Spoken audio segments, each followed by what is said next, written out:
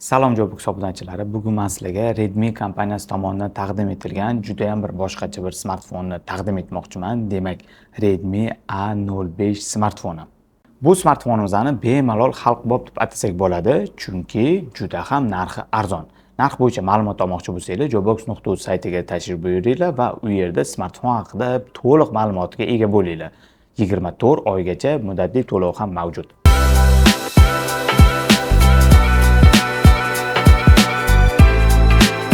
Demak, obzorimizni unpackingdan boshlaymiz. Mana ko'rib turganingizdek, mana shunday korobkalarda bizga taqdim etilgan. Korobkani kattaligini ham ko'ryapsiz. Demak, ichida komplektatsiyasi boyligini bildiradi.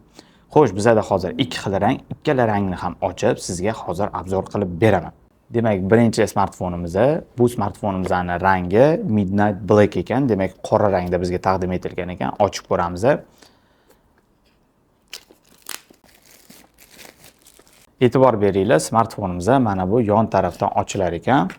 Demak, ochib oldik. Birinchi bo'lib mana bizani smartfonni o'zi kutib oldi va ichidagi komplektatsiyani ko'rib chiqamiz. Birinchi bo'lib mana bu yerda qo'llanmalar bor ekan. Mana qo'llanmali. Bu yerda chexol smartfon uchun. Chexol ham qo'shib berish unutishmagan.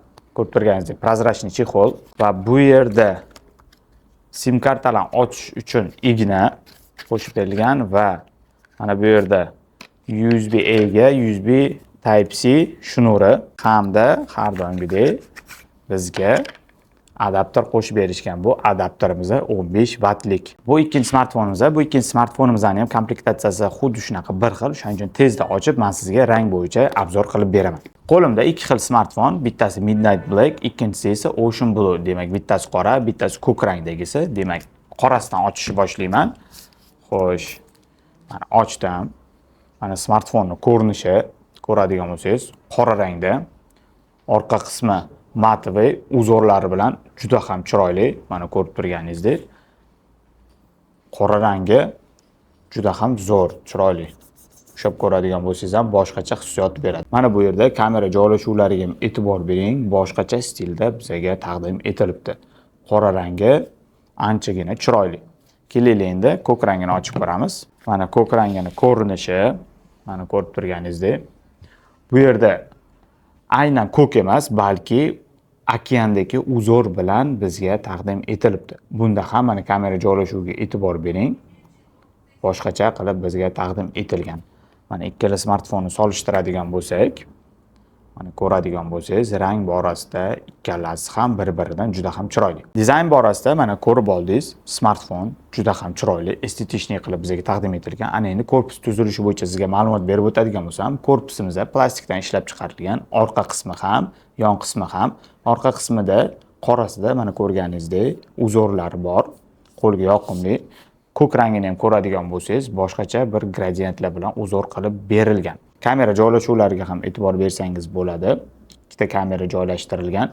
Yon qismimizda blokirovka tugmasi, ovoz ko'targich va tushirgich hamda tepa qismida bizda kolonka joylashtirilgan. Ostki qismiga o'tadigan bo'lsak, naushnik uchun razyon, USB Type-C uchun joy hamda mana bu yerda mikrofon joylashtirilgan. Smartfonimizning o'zi 193 gram, qo'lga ushlaganingizda anchagina qulay, telefon kattagina. Demak, smartfonimizning displey qismiga o'tamiz.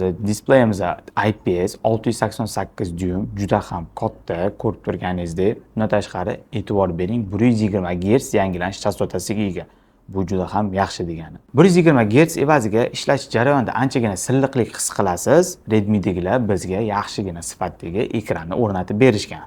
Smartfon rostdan ham hamyonbop. Bu smartfonga qanaqa protsessor o'rnatilgan degan savol tug'ilishi mumkin. Demak, bu smartfonimizda 8 yadrli Unisoc T7250 protsessor o'rnatilgan. Qo'shimchasiga bu Android 15 tizimida ishlaydi. Benchmark Antutu testlarini esa mana bu yerdan ko'rib olishingiz mumkin.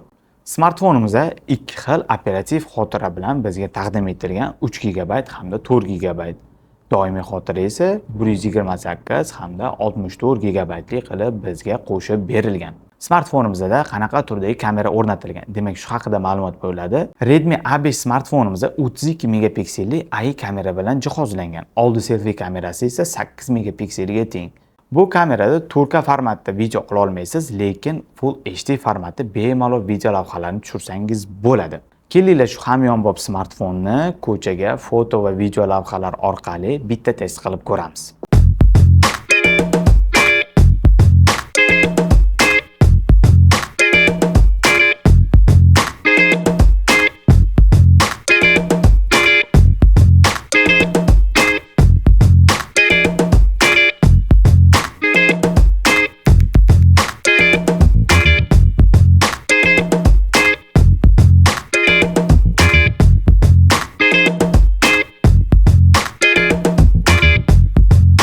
Avtonomlikka keladigan bo'lsak, bu smartfonimizda 5200 mAh ga teng bo'lgan batareyka bilan jihozlashtirilgan. Bundan tashqari ko'rganingizdek, komplektatsiyasidan 15 vatlik quvvatlagich qo'shib berilgan.